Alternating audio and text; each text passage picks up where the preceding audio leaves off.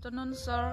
I'm here working my final exam to make a storytelling, and this is the folklore from Java. The title is Sangkuriang Mountain Occurrence. Once upon a time, in a prosperous kingdom called Parayangan, there lived a beautiful princess named Dayang Zumbi who loved weaving. One day, Dayang Zumbi was weaving on the terrace of the palace. For some reason that day, she felt a little dizzy and weak. The Storrytelling kept falling. Dayang Zumbi became too lazy to pick it up. For the Storrytelling fell, Dayang Zumbi started to get annoyed. Whoever pick up the Storrytelling for me, I'll swear I'll take him as my husband. When Dayang Zumbi realized that the Storrytelling had been picked up, she gets confused on who had done it. Who picked up the Storrytelling for me? There are no people here. Dayang Zumbi was very surprised to find the one who picked up the Storrytelling was Tumang, a royal dog, famous for being royal and powerful. I'm the one who took it for you, Dayang Zumbi, Tumang said. What? Are you Tumang? That means you'll be my husband? Dayang Zumbi cannot revoke her oath. She married Tumang. As a result of their marriage, Dayang Zumbi gave birth to a baby boy named Sangkuriang. Tumang told Dayang Zumbi not tell Sangkuriang that Tumang was his father. Dayang Zumbi, please don't tell to our child that I'm his father, Tumang said. Yes, Tumang, I'll not tell him. Sangkuriang grew into a healthy, agile, intelligent boy. Tumang always followed everywhere he went and taught all magic that he knew. Sangkuriang thought that Tumang was just a pet. He didn't know that Tumang was his father. One day, Dayang Zumbi asked Sangkuriang to go hunting to get food for a palace party. Sangkuriang, my child, please go to the forest with Tumang. We need a lot of food for a party later. Yes, ma'am, I'll definitely bring a lot of meat for the party. Sangkuriang go to the forest accompanied by Tumang. Unfortunately, when the night fell, he still hadn't any success. Annoyed, he killed Tumang and handed over his meat for a palace party. Mom, this is what I have got from the hunt. Wow, thank you, my child. Dayang Zumbi didn't know that the meat was Tumang.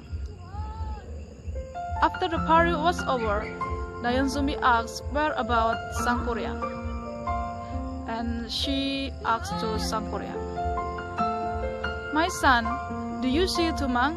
I have been looking everywhere, but I didn't see him. Finally, Sangkuriang admitted what he had done. I'm so sorry, Mom. I have killed him, and the meat that I gave to you, it was Tumang. Why did you do that, Sangkuriang? Dayang Zumbi couldn't hold back her anger, and she hit Tumang on forehead. She hit Sangkuriang on his forehead. Forgive me, Mom, please forgive me, Sangkuriang said. Because of what she had done, Dayang Zumbi was exiled by the king's palace. No matter what he had done, Sangkuriang will be the king's future. No one can hit him. Dayang Zumbi exiled from the palace. As time passed, Sangkuriang grew into a handsome, powerful, and respected young man. One day, she go hunting in the forest. He was pleasantly surprised when he came to the cross. He saw a gorgeous girl. Ha! Who is that girl? She is so beautiful. Sangkuriang didn't know that girl was Dayang Zumbi, his mother, and Dayang Zumbi didn't recognize him. They fell in love with each other.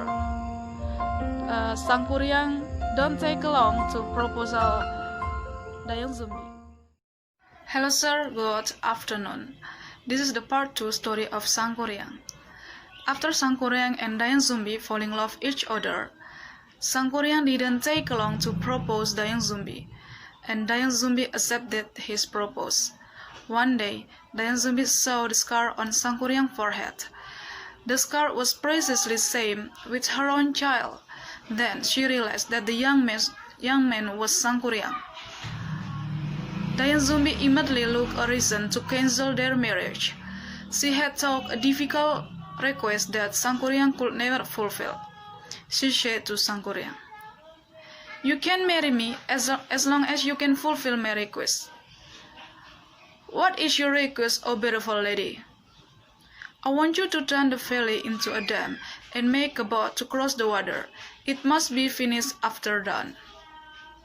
"Okay, I'll make your dream come true." Sangkuriang harnessed all his magic power. He invited spirits and jinn to help him.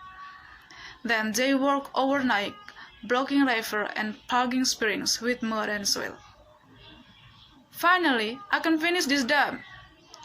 Sangkuriang went to cut down a giant tree and began to make a boat. Dayang Zumbi got nervous because Sangkuriang had almost finished his task. "Oh no, I have to stop Sangkuriang before dawn." Dayang Zumbi prayed to God. "Oh God, how can I marry my son? It is impossible. Please make a dawn come quickly so all spirits and jinn leave Sangkuriang. No one can help him to complete his task." The miracle occurred, and the sun rose early. "What? Is it morning already? I haven't finished yet." Sangkuriang was angry to Dayang Zumbi. "Who are you? Tell me the truth. Who are you? You fooled me. How could you?" Dayang Zumbi cried to Sangkuriang. "How can I marry you, my son?